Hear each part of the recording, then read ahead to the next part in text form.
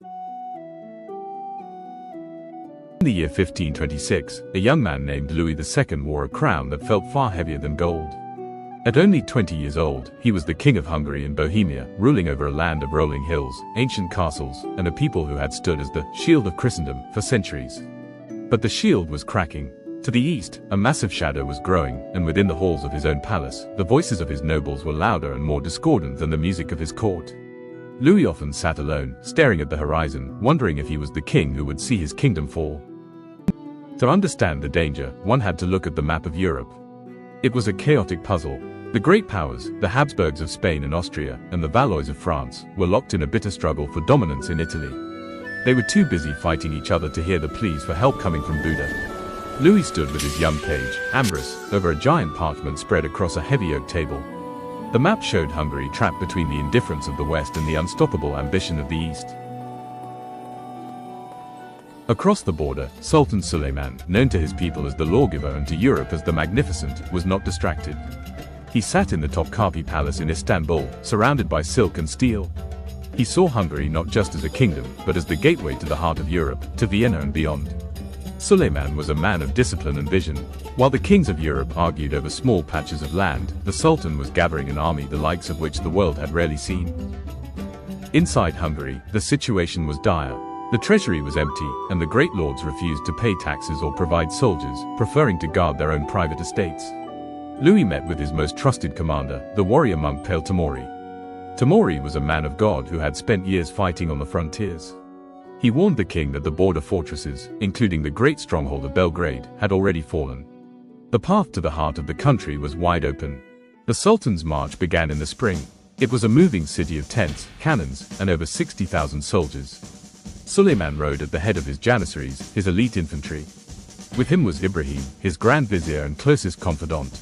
As they moved through the Balkans, the summer rains turned the roads to mud, but the Ottoman machine did not stop. Ibrahim presented the Sultan with daily reports of the progress, noting that the Hungarian army was slow to gather and divided in spirit.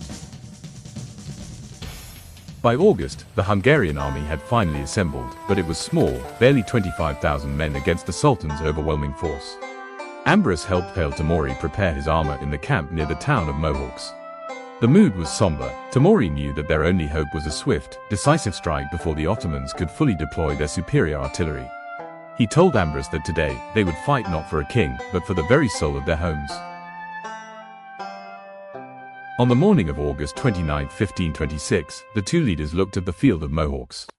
It was a marshy plain, bordered by the Danube River. Tamori showed the king a tactical map. The plan was simple but desperate. The heavy Hungarian knights would charge the center of the Ottoman line, hoping to break through to the Sultan himself. If they failed, there was no second line of defense. The marshy ground behind them offered no easy escape. The battle was a whirlwind of steel and smoke. Louis II led the charge himself, his silver armor flashing in the sun. The Hungarian knights thundered across the plain, their lances leveled. For a brief moment, it seemed they might break the line. But the Ottoman center opened, revealing a terrifying wall of cannons chained together. The roar of the guns drowned out the screams of the horses. The charge was shattered, and the Hungarian army was caught in a deadly trap. As the sun set, the defeat became a catastrophe. The Hungarian lines broke, and the soldiers fled toward the marshes. Ambrose searched through the pouring rain and the rising waters of the Chell Creek. He saw the king's horse struggling in the deep, treacherous mud of the riverbank.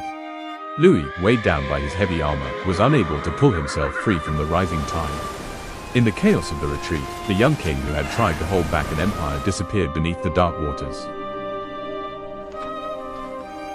The Battle of Mohács changed the world forever. It ended the independent kingdom of Hungary and began a century and a half of Ottoman rule and division. Years later, Ambrose stood in the ruins of an old watchtower, looking out over the silent fields where the banners once flew.